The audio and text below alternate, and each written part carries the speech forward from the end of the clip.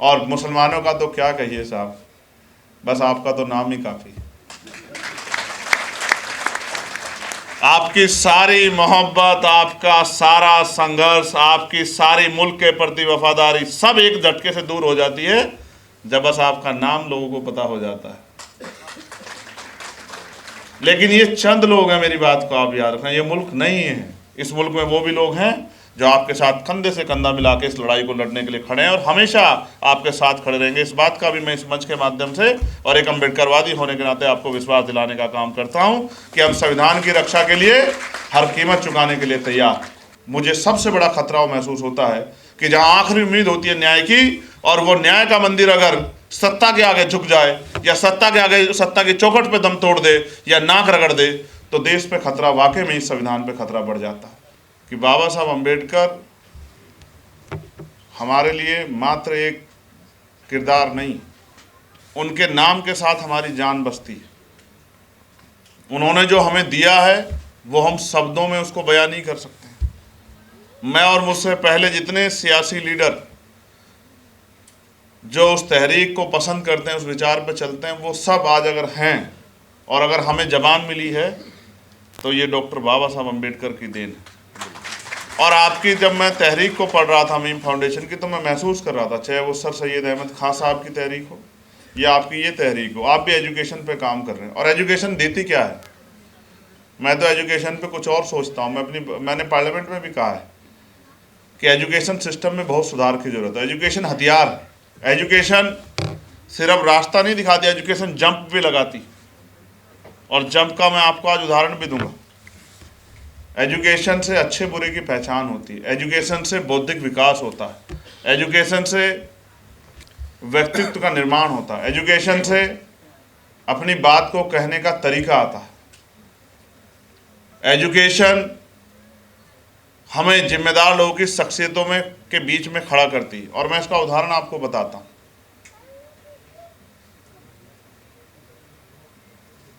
कोई शख्स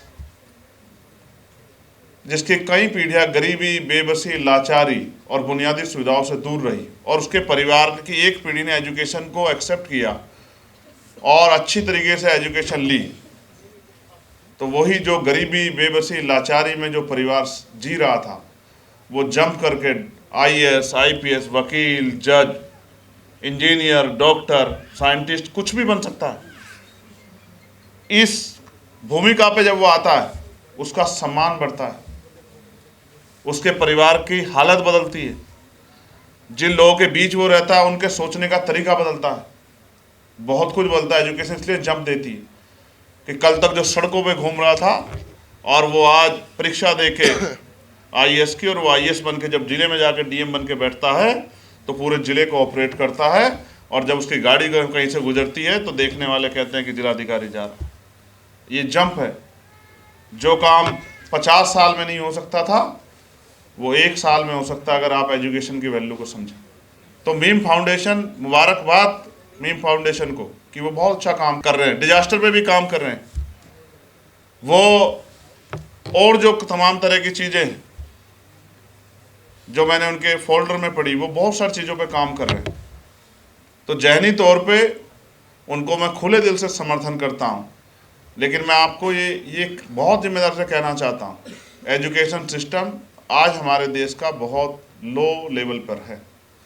जितना सरकार को, स्टेट और सेंट्रल गवर्नमेंट को पैसा खर्च करना चाहिए GDP का, उतना कोई सरकार खर्च नहीं कर रही। और उसका खामियाजा ये है, अदीब साहब बैठे हैं, मैं इस बात को किसी से जोड़ना नहीं चाहता। मैंने पार्लियामेंट में कहा कि जब चपरासी से लेके और क्लास 1 के सबसे सीनियर अधिकारी तक, जब राष्ट्रपति जी से लेके और गांव के सरपंच और वार्ड के मेंबर, इस बीच में जितनी इकाई आती हैं, चाहे वो चेयरमैन हो, चाहे वो मेयर हो, चाहे वो जिला पंचायत सदस्य हो, चाहे वो BDC हो, चाहे वो जिला पंचायत अध्यक्ष हो, चाहे वो विधायक हो, चाहे वो सांसद हो, चाहे वो मंत्री हो, चाहे वो कैबिनेट के मंत्री हो स्टेट के, चाहे वो मुख्यमंत्री हों, चाहे वो राज्यपाल हों, चाहे वो सेंटर के मंत्री हों, चाहे वो प्राइम मिनिस्टर हों या राष्ट्रपति हों, और एडमिनिस्ट्रेशन लेवल पे चाहे वो गांव में पटवारी, secretary, ADO, BDO, SDM, CDO, DM, commissioner, IG, DIG, SHO, CO, थानेदार या फिर प्रिंसिपल सेक्रेटरी, चीफ सेक्रेटरी, चाहे वो स्टेट के और सेंटर के, जब तक इनके बच्चों को सरकारी स्कूल में जो है नहीं पढ़ाया जाएगा तब तक एजुकेशन सिस्टम हमारे यहाँ का कभी भी किसी भी कीमत पे बदल नहीं सकता। और जिस दिन ये हो गया, जिस दिन मंत्री जी का बच्चा पढ़ेगा स्कूल में सरकारी, विधायक जी का बच्चा पढ़ेगा, सांसद जी का बच्चा पढ़ेगा और डीएम का बच्चा पढ़ेगा, एसएसपी का बच्चा पढ़ेगा, और वहीं किसान, मजदूर, गरीब, दलित, पिछड़े, मुसलमान, आदिवासी और तमाम जरूरतमंद लोग जिनकी जेब में पैसा नहीं, उनका बच्चा पढ़ेगा, तो आप देखना एक नंबर की गुणवत्तापूर्ण एजुकेशन मिलेगी स्कूलों में। तो ये जो आज प्राइवेट सेक्टर में बड़े बड़े जो बिल्डिंगें बनी खड़ी हैं, ये जो जेब काटती है लोगों की, ये बंद हो जाएंगी और इस एजुकेशन को अंतिम लोगों तक पहुंचने का मौका मिलेगा। हमारे नेता कहते हैं अदीब साहब कि हमने गरीबों के लिए बहुत अच्छे स्कूल बना दिए, अच्छी तनख्वाह मिलती है वहाँ टीचर्स को, लेकिन उनमें अपने बच्चों को वो इसलिए नहीं पढ़ाते क्योंकि वो उनके हाल जानते हैं। उनको पता है यहाँ पढ़ के उनका बच्चा कुछ नहीं बनने वाला। एक तरफ इंग्लिश मीडियम है और दूसरी तरफ हिंदी मीडियम है, और आज यहाँ हमारे यहाँ जो 4 बात अंग्रेजी में बोलता है उसको लोग बड़े सम्मान से देखते हैं, जो हिंदी में बोलता है उसकी तरफ सोचते हैं कि इसको बहुत कम आता है। लेकिन हम जिस स्ट्रक्चर में पैदा हुए और जहाँ गांव से हम निकल के आए, हमारी जबान है हिंदी, देहाती, खड़ी बोली, हम इसको जीते हैं, हम इसमें रहते हैं, इसमें प्यार है, मोहब्बत है। तो आप सोचो कितना कंपैरिजन करके देखो, गांव से प्राइमरी स्कूल से 5वीं क्लास का बच्चा और क्लास 1 का इंग्लिश मीडियम का बच्चा, देखिए आप कंपैरिजन करके आपको एहसास हो जाएगा कि दोनों कहाँ खड़े होते हैं। क्योंकि हमारे यहाँ तो 5वीं तक ABCD से ऊपर बढ़ती नहीं बात, और ABCD के बाद वो कहाँ चली जाती है उनको भी नहीं पता होता। तो इसलिए एजुकेशन सिस्टम में बहुत सुधार की ज़रूरत है। तो इसका एक तरीका ये भी है कि जब समय आए एजुकेशन के रास्ते को आगे बढ़ाने का और वो समय लोकतांत्रिक व्यवस्था में हो, तो अपनी वोट का भी सही इस्तेमाल हमारे लोगों को करना चाहिए, जिससे सांप्रदायिक ताकतें, नफरत फैलाने वाले लोग, जिससे बुनियादी ढांचे को, स्ट्रक्चर को कमज़ोर करने वाले लोग, और मैं बहुत जिम्मेदारी से कह रहा हूँ, 1 नेशन 1 इलेक्शन इस देश की कमर तोड़ देगा। और इस देश में भी जो कॉन्स्टिट्यूशन के जो राइट्स हैं, शेड्यूल 7 में जो स्टेट को पावर है उसकी कमर तोड़ देगा। आप देख लेना, जीरो कर देगा। पेरेंटल पावर इतनी बढ़ जाएगी कि चुनी हुई सरकारों को ये जब चाहे ख़त्म कर देंगे। इस तरह के हालात आज बन गए। उस पर चर्चा ना, उस चर्चा को छिपाने के लिए बहुत सारे प्रयास किए जा रहे हैं आज देश में। एक जिम्मेदार व्यक्ति होने के नाते मेरी जिम्मेदारी है कि मैं आपसे कहूँ कि नज़र रखिए आपके मुल्क में क्या हो रहा है। ये मुल्क हम सब का है, किसी एक जमात का नहीं है, किसी एक जात का नहीं है, किसी एक क्षेत्र का नहीं है। ये मुल्क सबका खून शामिल है। और मैं अपने जो साथी यहाँ संचालन कर रहे हैं उनसे भी, और जो यहाँ इधर मौजूद हैं जो अपनी बात, उनसे भी कहूँगा, मैंने पार्लियामेंट में भी कहा, मैं किसी के ऊपर टिप्पणी करते हुए नहीं कह रहा था, मगर मैं कह रहा था कि जब हम कॉन्स्टिट्यूशन पे बात करते हैं तो ये मुल्क हिंदुस्तान नहीं है। इस देश के कॉन्स्टिट्यूशन ने 26 जनवरी 1950 को इसको इंडिया दैट इज भारत कहा, और जब तक आप इसको भारत नहीं कहेंगे, आप मेरी बात को याद रखिए, तब तक आप उस विचार को बल देते रहेंगे जिस विचार के बाद आप कहते हैं कि मुल्क खतरे में। ये भारत है, ये इंडिया है, और इसके मीनिंग है, और इस मीनिंग को हमें समझना पड़ेगा कि हमारी यूनिटी ही इस देश की शक्ति है, और हमें एकजुट होकर आगे बढ़ के कंधे से कंधा मिला के हर मुसीबत का सामना करना है। और आज जो हमारे साथी जो एक्टिविस्ट जेल में हैं, क्योंकि हम दिल्ली में खड़े हैं, उनको याद भी हमें करना पड़ेगा, जो 4-4, 5-5 साल से बेल के इंतजार में बैठे हैं। क्योंकि हमारे यहाँ न्यायपालिका सिस्टम में कितनी खामियां आई, किससे छिपाने को नहीं है। मैं तो मेंबर ऑफ पार्लियामेंट होकर कह सकता हूँ, जिन पे खतरे हैं कि कोई जज साहब इस बात से नाराज़ होके उनको नुकसान पहुँचा सकते। नुकसान की परवाह करेंगे तो लड़ेंगे कैसे, आप ये बताएं। नुकसान तो जब होना होगा होगा, लेकिन सच बात कहने में किसी नुकसान से डरने की जरूरत नहीं। हमारे यहाँ जो न्यायपालिका है, और उस न्यायपालिका में जिस तरह की बहुल्यता है, वो ये महसूस कराती है कि वहाँ से आने वाले फैसले और उनकी फैसलों के पीछे का मोटिव, वो अक्सर जो है, जो बात इलाहाबाद हाई कोर्ट के एक जज ने कही, जस्टिस शेखर कुमार यादव ने, उस बात को मजबूत करती है कि जहां जो बाहुल्यता है, जो मेजोरिटी है, उसके हक में फैसले होने चाहिए। जुडिशरी सिस्टम ये नहीं है कि मेजोरिटी के हक में फैसले होने, जुडिशरी सिस्टम ये है कि न्याय होना चाहिए। अगर किसी की संख्या 1 है और सामने वाले 99 है तो 99 लोगों के हक में फैसला नहीं होना चाहिए। अगर वो गलत है, फैसला उस एक के पक्ष में होना चाहिए जो सही है, तब ये न्याय माना जा सकता है। तो मुझे हमारे आज के जुडिशरी सिस्टम से और उसमें जिस तरह की सरकार का इन्वॉल्वमेंट है, मुझे सबसे बड़ा खतरा महसूस होता है कि जहां आखिरी उम्मीद होती है न्याय की, और वो न्याय का मंदिर अगर सत्ता के आगे झुक जाए या सत्ता के आगे, सत्ता की चौखट पे दम तोड़ दे या नाक रगड़ दे, तो देश पे खतरा, वाकई में इस संविधान पे खतरा बढ़ जाता है। और आप महसूस कीजिए, बहुत सारे फैसले ऐसे हैं जो सोचने को मजबूर करते हैं कि क्या हमारा जुडिशरी सिस्टम सही काम कर रहा है। कितने लोग हैं, जब वो कल अगर निर्दोष पाए गए तो कहाँ से आप उनकी जवानी और उनका इस समय लौटा दोगे जिस समय को आपने बर्बाद करके रख दिया। सिर्फ सियासी कारणों से आज कितने लोग, और मुझे कहने में कोई गुरेज नहीं है, मैं यहाँ भी कह सकता हूँ, मैंने पार्लियामेंट में भी कहा था कि बहुत सारे ऐसे साथी हैं, उमर खालिद और खालिद सैफी से लेके शर्जिल इमाम, सिफाउर रहमान से लेके, जो जेलों में सड़ रहे हैं और उनकी आवाज़ उठाने वाला कोई नहीं, और आवाज़ उठाई जाती तो दबाई जाती। और मैं यहाँ ये भी कहूँगा कि मेरे छोटे भाई अब्दुल्ला आजम और आजम खान साहब, जिन्होंने इस मूवमेंट को आगे बढ़ाने का काम किया, जो सर सैयद अहमद खान साहब ने चलाई थी एजुकेशन की मूवमेंट को, और उन्होंने वो जौहर यूनिवर्सिटी बनाने का काम किया। आज जौहर यूनिवर्सिटी पे भी और आजम भाई को भी क्या सहना पड़ रहा है, ये भी किससे छिपा हुआ नहीं। मैं बहुत जिम्मेदारी से अपनी बात को ख़त्म करते हुए आपसे कह रहा हूँ,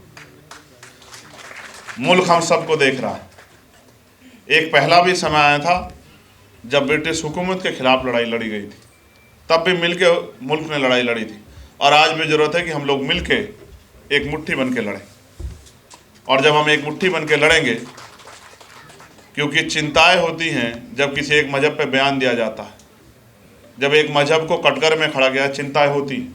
आज हमारे सिख समाज के भाई बैठे हैं, उनके मन में भी पीड़ा होती होगी जब वो अपनी बात को लेके कहीं आंदोलन करने आते हैं तो एक टाइटल देके उनको जो है, उनको उनकी भक्ति को, उनकी शक्ति को, उनकी राष्ट्र के प्रति जो है प्रेम को एक झटके से जो है अलग करने का प्रयास किया जाता है, उन पर आरोप लगाए जाते हैं। जब हमारे जैन समाज के लोग, उनके जो ऐतिहासिक स्थल, जिस तरह से उन पर कब्जा किया जा रहा है, जिस तरह से उनको अपमानित किया जा रहा है, जिस तरह से उनके तीर्थंकरों को जो है और उनके